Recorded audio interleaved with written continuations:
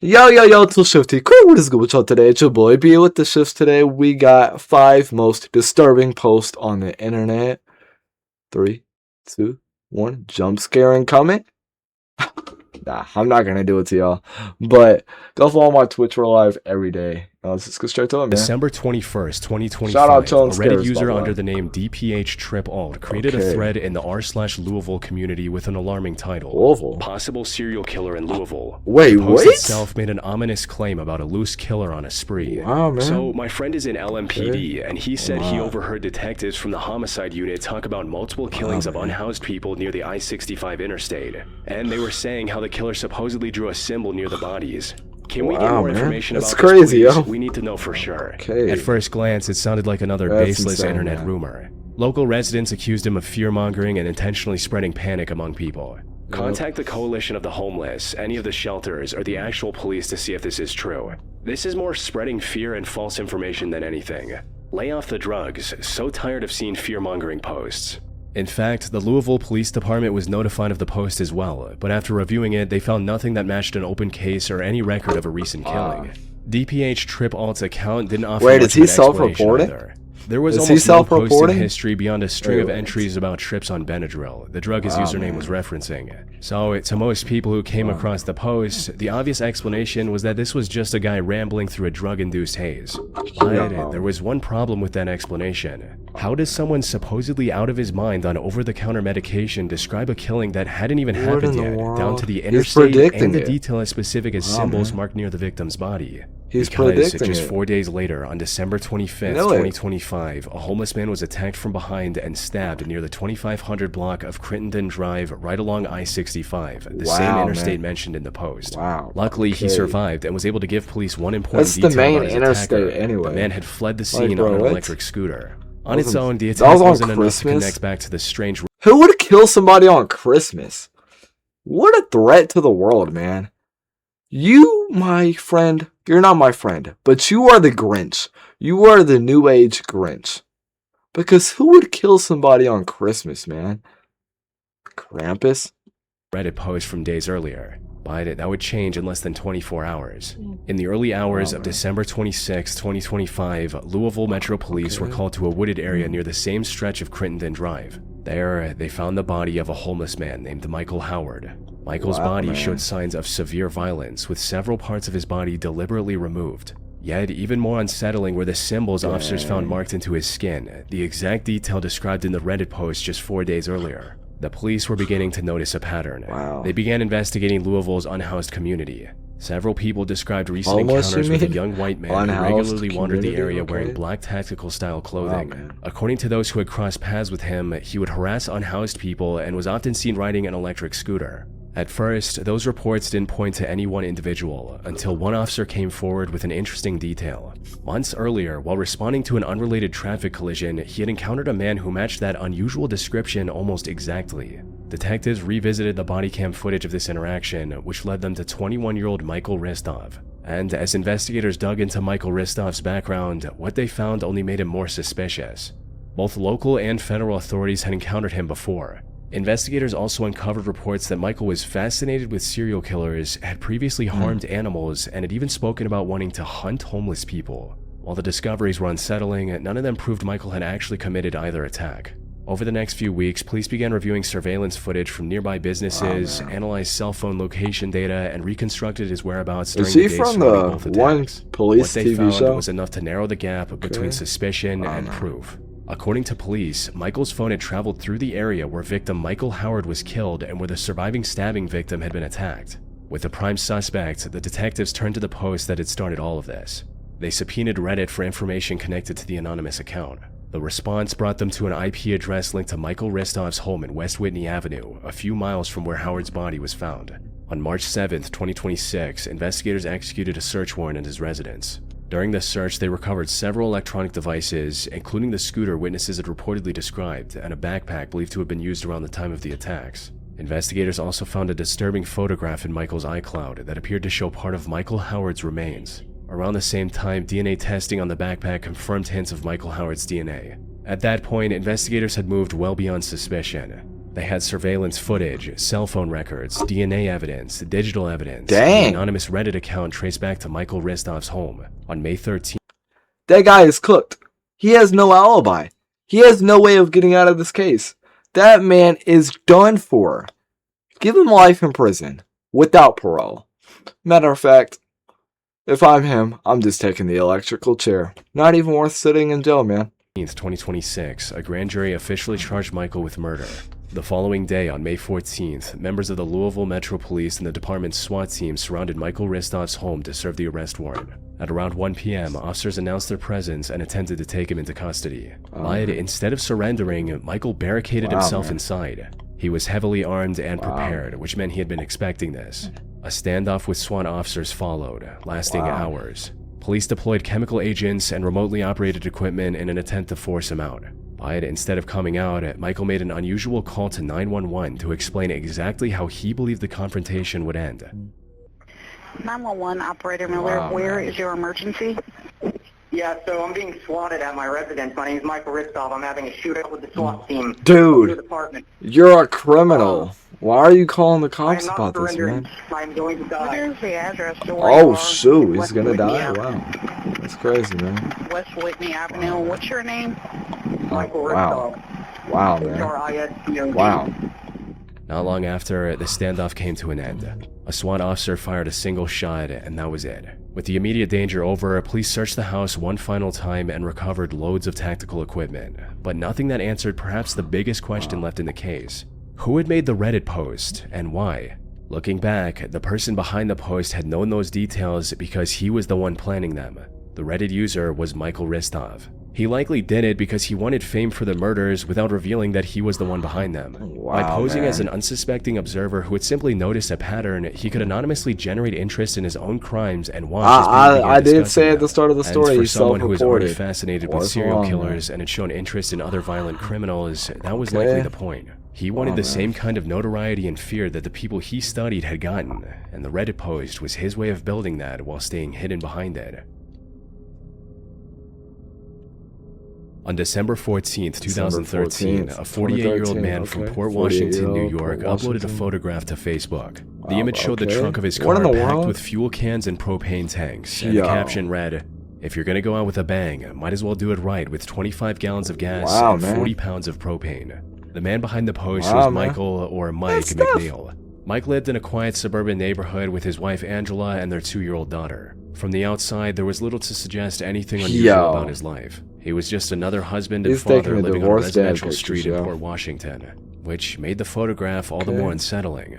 What would a suburban father need with 25 gallons of gasoline and 40 pounds Dude, he's of obviously propane? gonna go do A few something people stupid. wondered the same thing, asking Mike where he was planning to escape to or use the gas for. "You are on Long Island. Where exactly are you planning to escape to? That's some expensive gas for your race car. Or is it an imposter?" But Mike brushed off the concern, replying, "Stocking up to avoid gas lines in case of hurricane, and we grill all winter long." His explanation seems reasonable enough, and no one thought much more of it. But just 8 months later, that comment about stocking up on gasoline would become one of the most unsettling details of his story. On the evening of August 5th, 2014, at around 8:15 p.m., officers from the nearby police department were called to Mike's home following reports of a domestic dispute. When they arrived, Mike's wife and their 2-year-old daughter were still inside. But as officers began escorting them out, they noticed something strange. The air around the house smelled strongly of gasoline. At first, they couldn't tell where it was coming from. Sensing the danger, they quickly moved the mother and child further away from the property. They had barely made it down the driveway when the detached garage exploded. The blast was so violent and powerful that witnesses compared it to a bomb. A huge fireball rose over the neighborhood as thick black smoke filled the sky while the force of the explosion rattled homes blocks away. Flames quickly spread across the property, damaging neighboring homes and melting the siding on nearby houses. More than 100 firefighters from 17 departments responded as police evacuated the surrounding residents. Once the fire was finally extinguished, investigators began searching through what remained of the garage. Inside the rubble, they discovered the body of 48-year-old Michael McNeil. At first, it might have seemed like Michael had simply been caught in an unexpected explosion by accident, but fire officials determined that wasn't the case. What was even more disturbing was when they sifted through the debris, investigators recovered gasoline containers and propane cylinders that looked disturbingly similar to the ones Michael had photographed and posted online 8 months earlier. So why had this happened?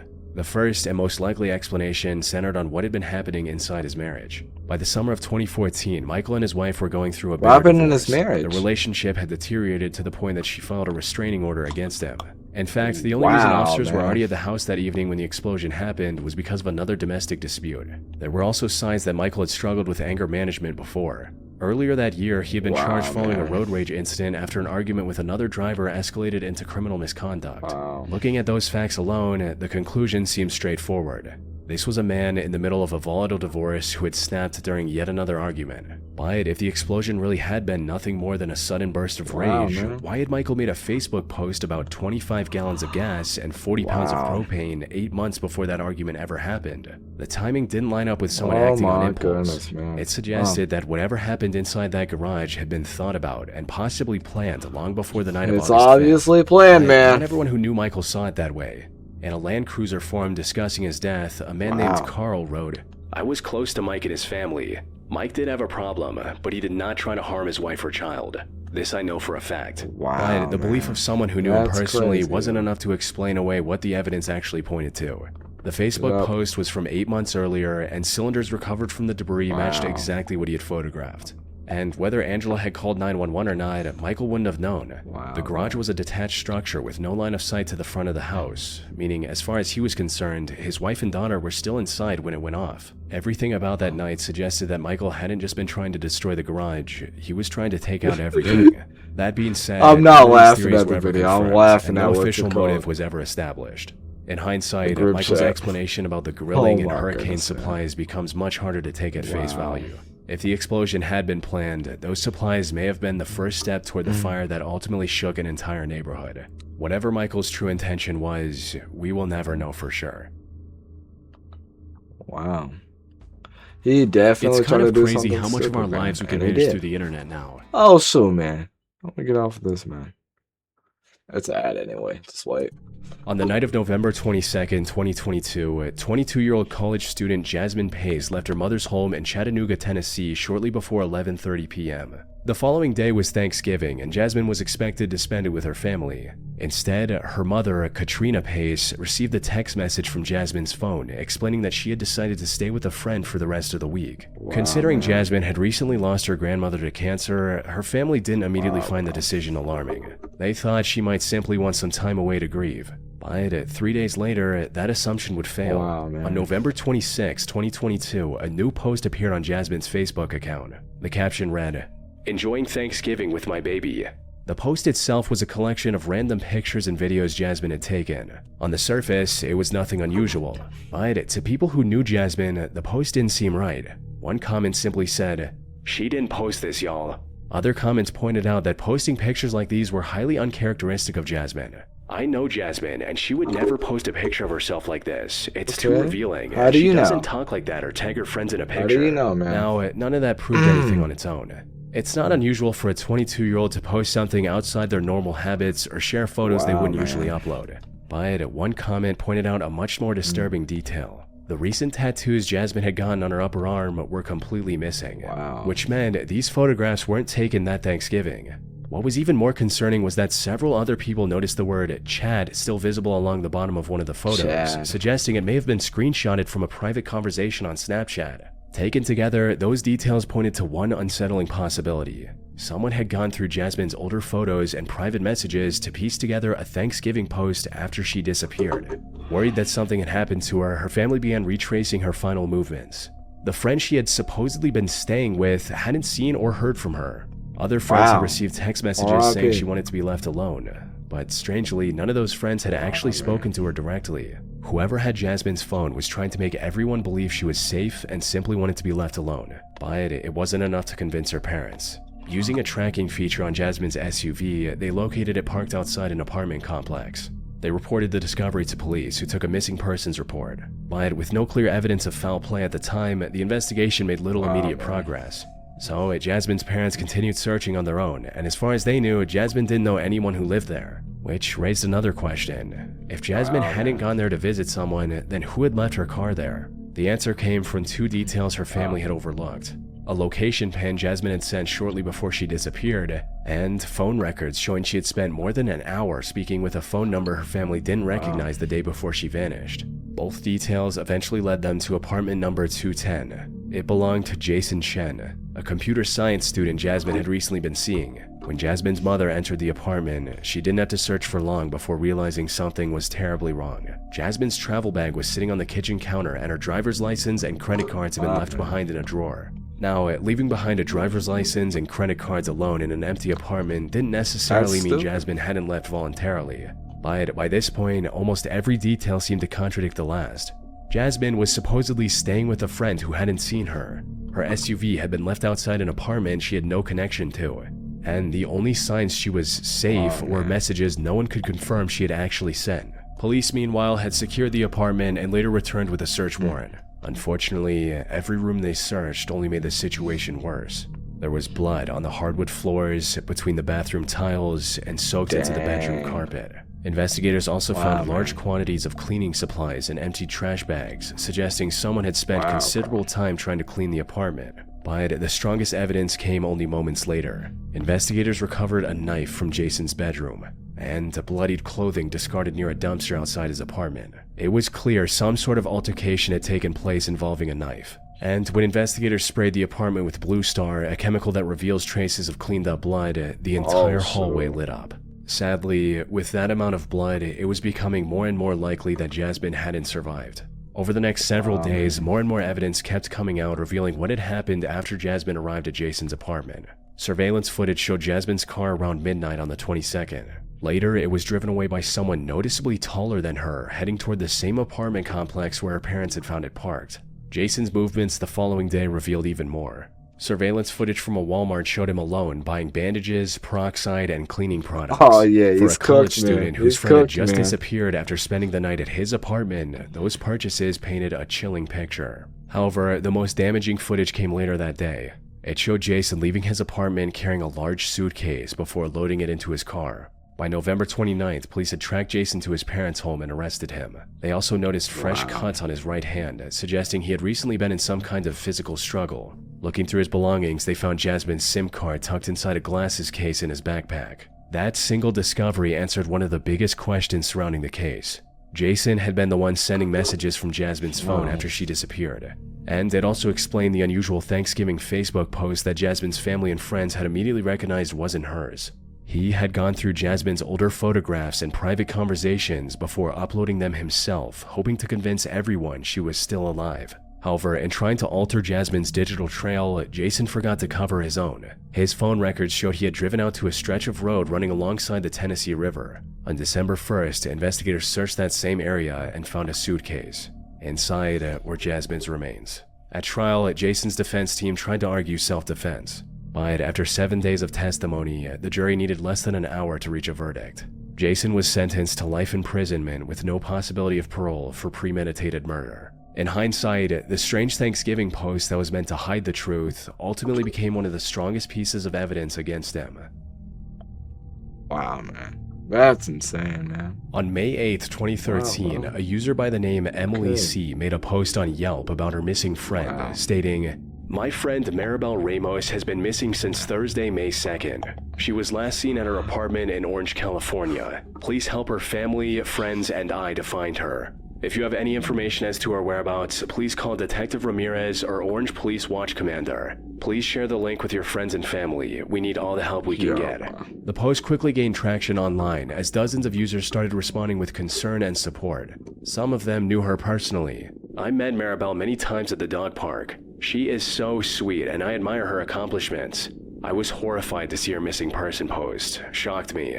Others had found out about her through news channels. "Wow, I just saw the article on ABC7, praying for everything to turn out okay." But what no one knew at the time was that among the dozens of people commenting on the thread was someone directly responsible for Maribel's disappearance.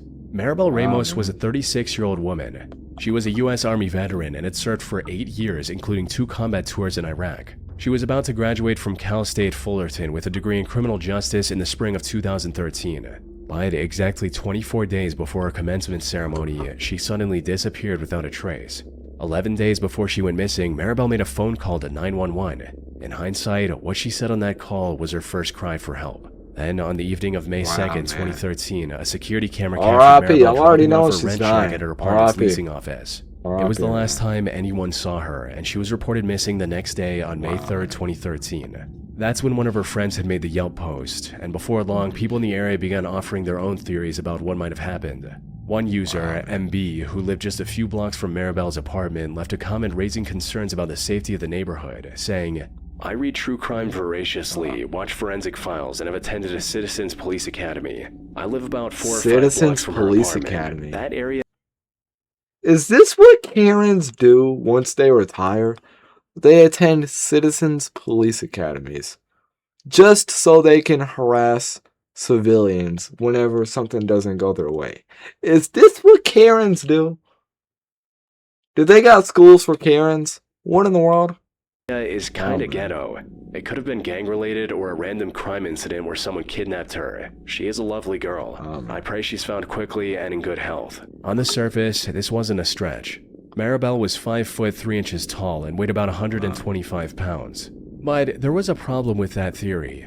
When police searched Maribel's apartment, they found no signs of forced entry, no evidence of a struggle, and nothing to indicate that anything violent had taken place inside, which made it unlikely that a stranger had broken in and taken her. Instead, the circumstances increasingly pointed towards someone Maribel already knew. Police began looking into the people closest to Maribel, and her phone records quickly led them to her boyfriend, Paul Lopez. The two had met on Plenty of Fish, a dating site, and had only been dating for about a month.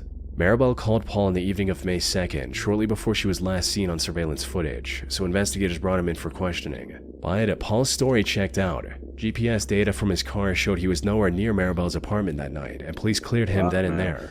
With every lead outside the apartment going nowhere, attention shifted back to where the case had gained traction, the Yelp thread. While police had been working through suspects, the comment section beneath Emily's post had continued to grow, and people had already started noticing something.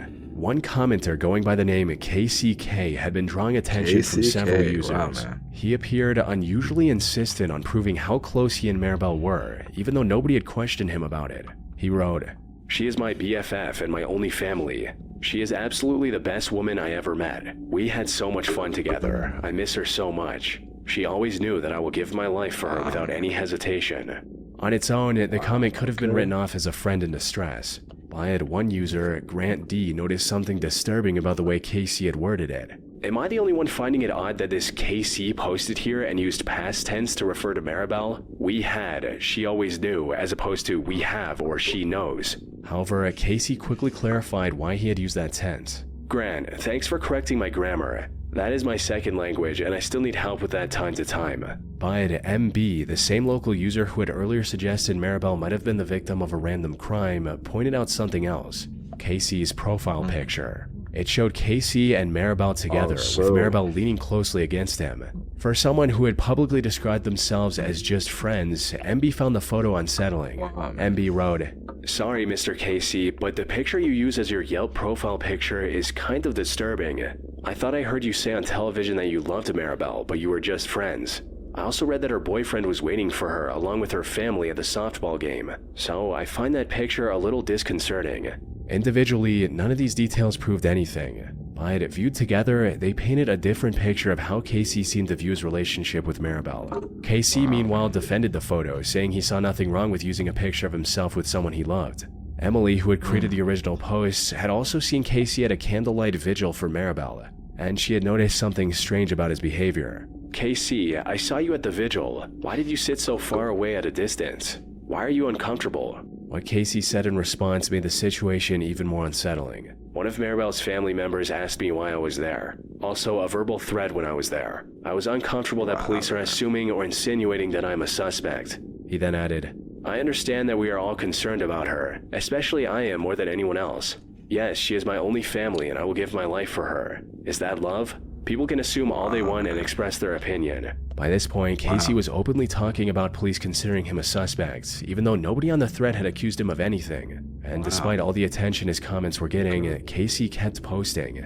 Eventually, one user suggested him to stop commenting because the more he tried to explain himself, the more suspicious he was starting to look. Shortly after, Casey disappeared from the thread. Casey was Maribel Ramos's roommate. His real name was Kwang Choi Joy, a 54-year-old who had been living with Maribel for around 18 months. Casey had met Maribel through a Craigslist ad she posted looking for a roommate, and the two began living together in 2011. Over time, Casey developed feelings for Maribel that she didn't return. Oh, He had seemingly become obsessed with her, going as far as getting cosmic surgery to look younger and paying to take her on a cruise. But during this time, Casey lost his job and stopped paying his share of the rent. The two began arguing over money, and eventually Maribel told him he needed to move out. And this is when the 911 call was made. 11 days before Maribel disappeared, one of their arguments got bad enough that she called the police. Why are you crying? Because I'm afraid. What? Your roommate? Well, he is like a 3-time belt. He's Korean, so he's an older gentleman. But we had a discussion tonight, and I honestly felt like I'm just telling him that I'm not comfortable with him anymore, and apparently he's supposed to be leaving at the end of the month. By the time Maribel went missing, police already had reason to look closely at KC, so they placed him under surveillance. KC began visiting the Orange County Public Library to use its computers.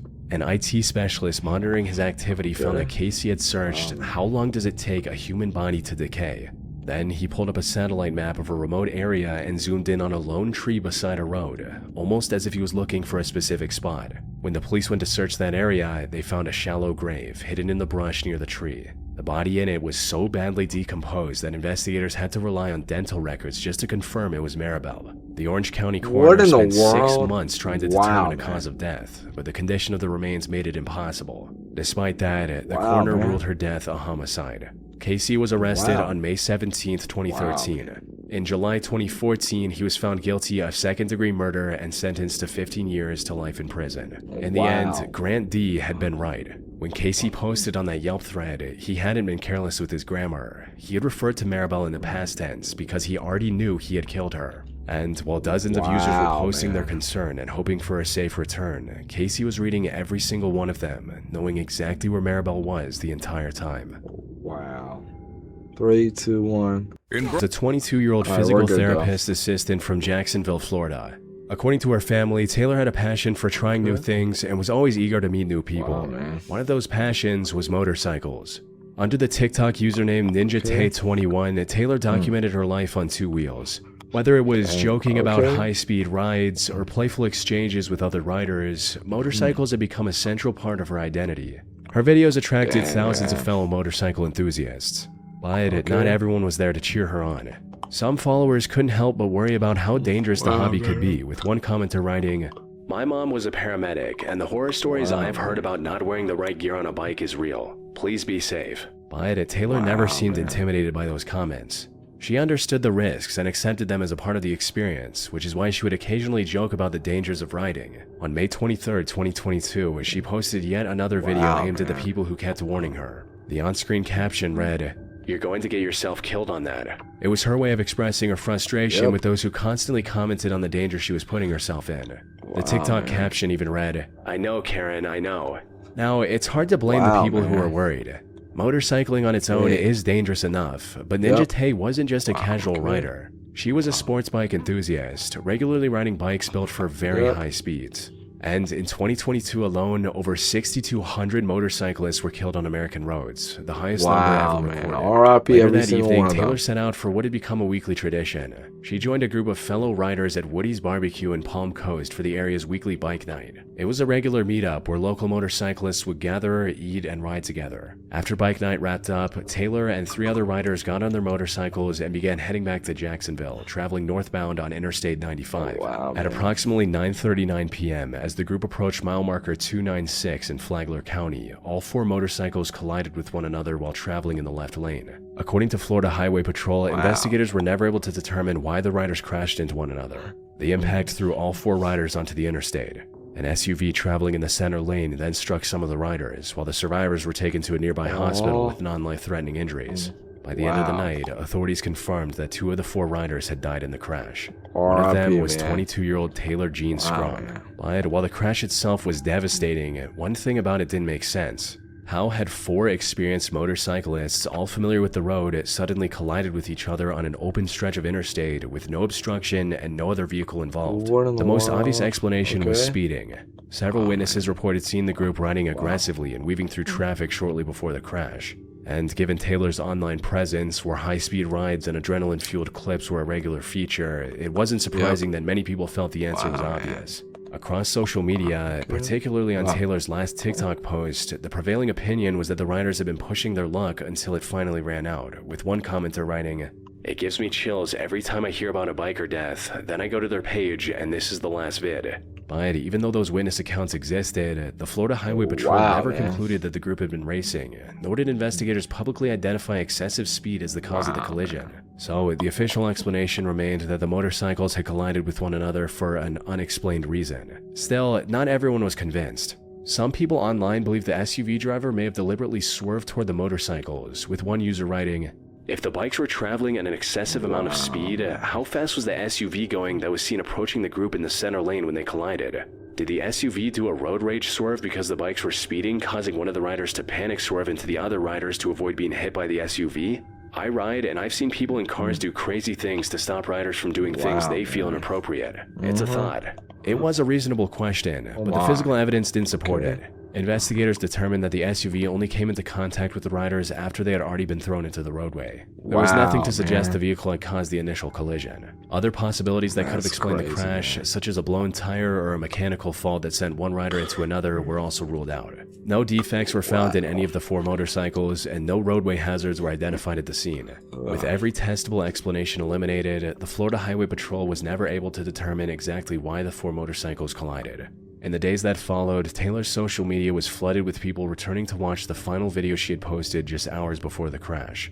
What had once been a lighthearted joke aimed at the people wanting her was now being watched as something else entirely. A memorial for Taylor Jean Strom was held on June 17, 2022 at McDonald Funeral Home in Rock Falls, Illinois. Make sure y'all like and subscribe. Peace out, y'all. Bye.